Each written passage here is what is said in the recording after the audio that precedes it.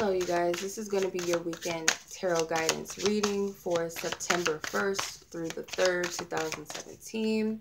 All right, we're already in September, you guys. We are moving out this year very quickly, very quickly. But you know what? It's okay because I love the holidays. I just can't wait for the smell. I just love the smell. I love the scenery of fall. I love it.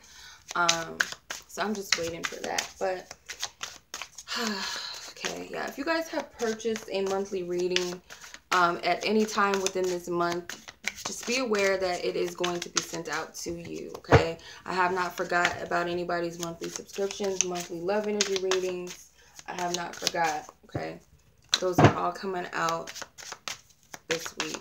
I might do a live Friday, September 1st. I might do a live for the monthly love energy readings for all 12 signs. I might just do that depending on how my schedule is, because I want to make sure that I get these monthly readings done and I catch up on my client readings as well. So I really want to make sure that I get these readings out. Okay, so Friday 1st, Saturday 2nd, Sunday the 3rd, 2017. What is the energies we should expect? Okay.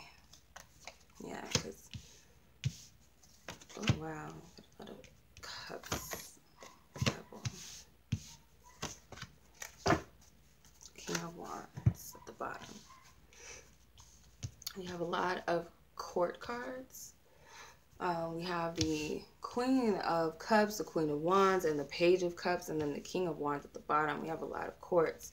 It's a lot of different energies going here. Or it could pertain to any of you who carry these, if you're a water sign, fire, could pertain to you. You could be affected most by this energy, whether you're sun, moon, or rising. You have the Queen of Cups. So I feel like Spirit really wants you to nurture your emotions, okay? Like I said, those of you who are influenced by water, you're definitely, or you're a water sign, you're definitely going to be influenced by this energy. But I feel like Spirit is going to have you tune into your emotions today. Like really tune into how you feel. And it's not a bad thing because the Queen of Cups, she's very much in tune with her emotions, okay? She may be a little emotional at times, over emotional, but she's also very nurturing, very loving, very kind, very patient, very empathetic, and also very intuitive, okay? So I feel like tuning into your energy, your emotions rather, is really going to be beneficial because it's going to put your attention to the Eight of Cups, things that you need to just let go of and release, okay?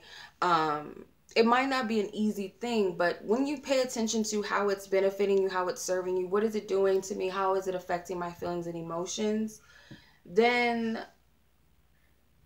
I feel like it's going to help you make sense of why or what needs to be let go of and released. What is it that just doesn't fill my cup anymore, okay?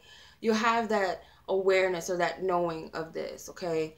This does not work for me. This just has to go. It doesn't fill me up anymore. It doesn't make me happy.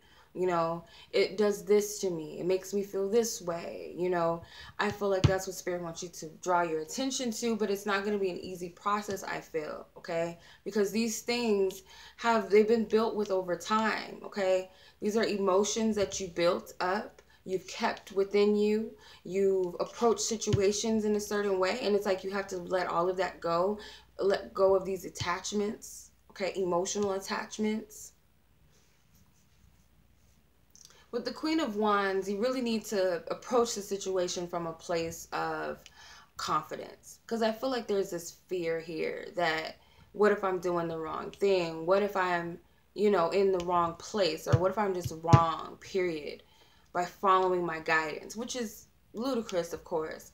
She doesn't have the black cat here in this card with her, but I still say that the Queen of Wands has this untapped intuition, or a lot of people don't know that she's highly intuitive. She kind of keeps it on the low. She doesn't tell you everything that she knows.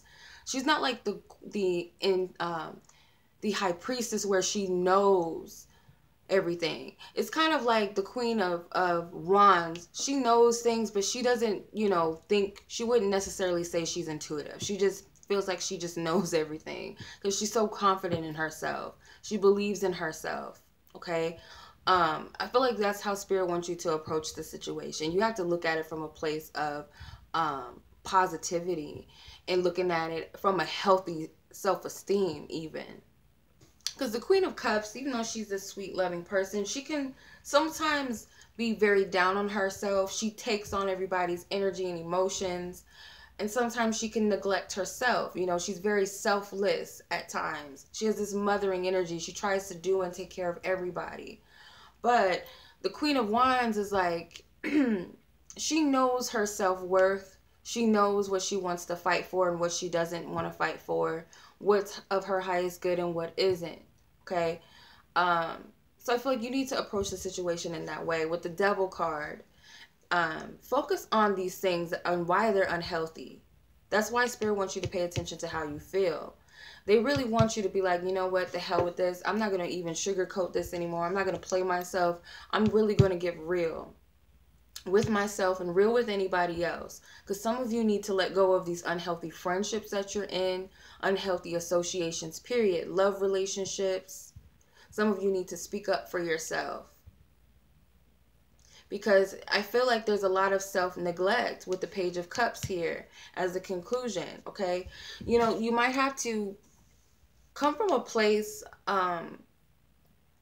you might have to communicate from a place of just pure, you know, be very pure with your approach.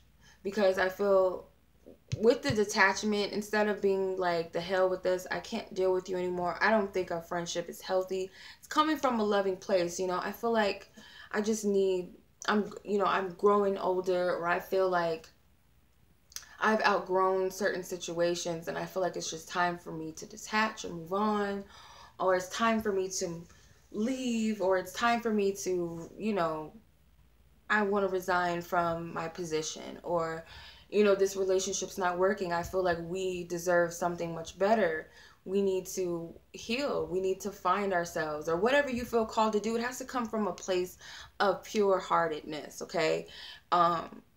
And you got to take a risk, a chance with your approach, okay? It's got to come from a pure, authentic place.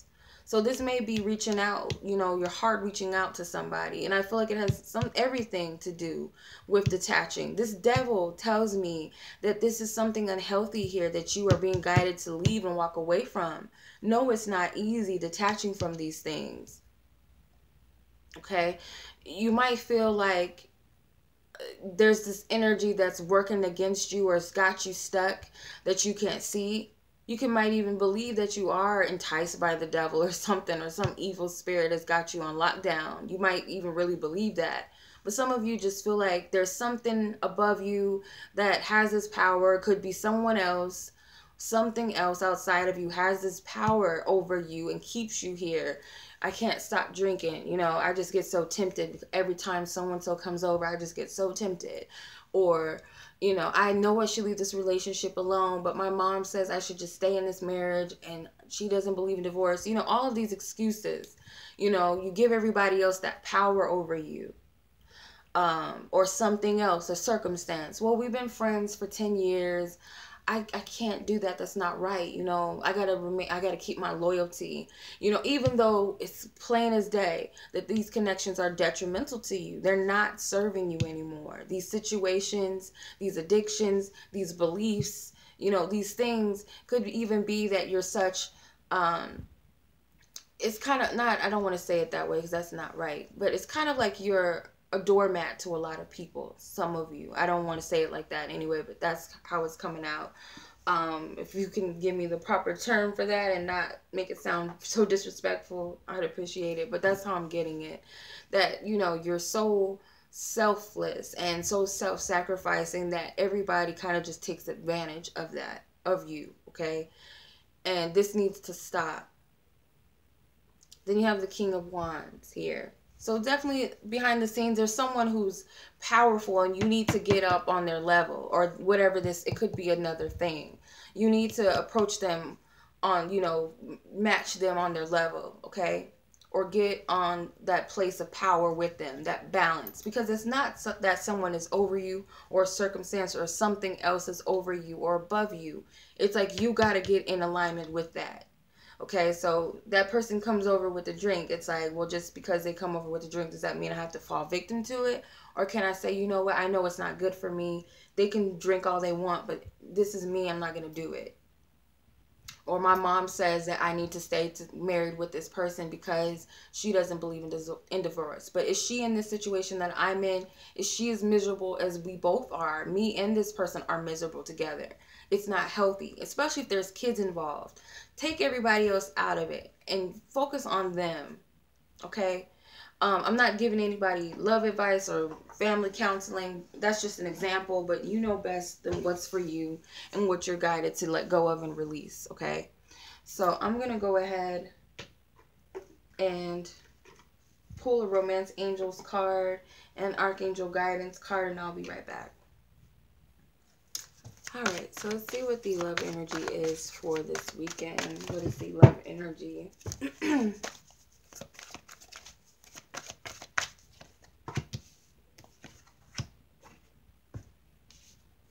I like doing it like that. Okay. Alright. Then you have children at the bottom. So like I said, there's something here with children that you need to consider. Not just your children, but it could be something with your inner child, wounds that need to be addressed or healed. So you have the attraction card. Okay. It says you attract romantic love by enjoying this moment fully. Okay. So I feel like some of you are in a space where you don't believe that you can have or attract a good partner or a loving relationship. Spirit wants you to focus on you and on your bliss and getting yourself together, okay? Making yourself feel attracted, okay, or attractive, or, you know, feeling good within your own energy and your own company even, okay? Because I feel like love will come to you when you least expect it, when you're not pining for it or trying to work so hard at it.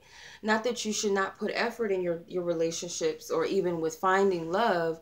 It's just that the desperation is not going to get you anywhere, because it's almost like you forget about yourself so much because you're so focused on what this other person wants, what they're thinking, what they're going to do, instead of saying, well, how do I feel? What do I really want? Okay.